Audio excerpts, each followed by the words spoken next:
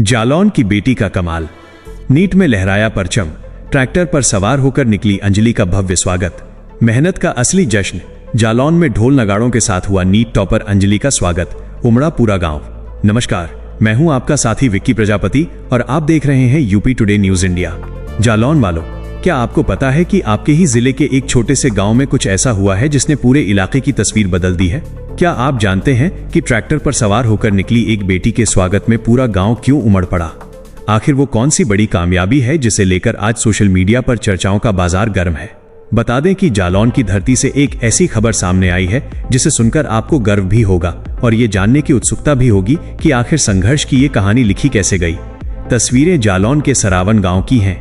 रविवार का दिन, दोपहर के करीब 2 बजे का समय और अचानक गांव की गलियों में ढोल नगाड़ों की थाप गूंजने लगी। आप सोच रहे होंगे कि आखिर ऐसा क्या हुआ।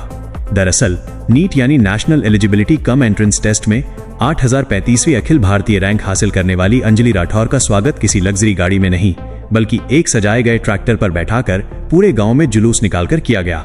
ये दृश्य देखकर हर कोई ठिठक गया। क्या वाकई मेहनत का फल इतना मीठा हो सकता है? यह पूरी घटना जालौन के सरावन गांव की है। नीट परीक्षा में शानदार सफलता के बाद अंजलि राठौर का यह भव्य स्वागत रविवार को किया गया। दोपहर 2 बजे शुरू हुआ ये जश्न शाम 5 बजे तक चलता रहा। इस कार्यक्रम में नोएडा के यकीन 2.0 PM बैच के शिक्षक भी शामिल हुए। अंजलि के इस सफर में उनके माता पिता गीता और देवेंद्र राठौर की भूमिका को बहुत महत्वपूर्ण बताया जा रहा है। ग्राउंड रियलिटी ये है कि गांव में इस वक्त खुशी का माहौल है। देवी जी मंदिर से शुरू हुआ ये जुलूस जब बड़ी माता मंदिर तक पहुंचा तो वहां मौजूद हर शख्स इस बेटी की मिसाल देता नजर आया। स्थानीय लोगों और परिजनों के अनुसार अंजलि का बचपन से ही डॉक्टर बनने का सपना था। परिवार का दावा है कि अंजलि की पढ़ाई के प्रति लगन इतनी थी कि उन्हें अपनी मेज से उठकर पानी तक लेने की जरूरत नहीं पड़ती थी। सब कुछ उनकी पढ़ाई को ध्यान में रखकर किया जाता था।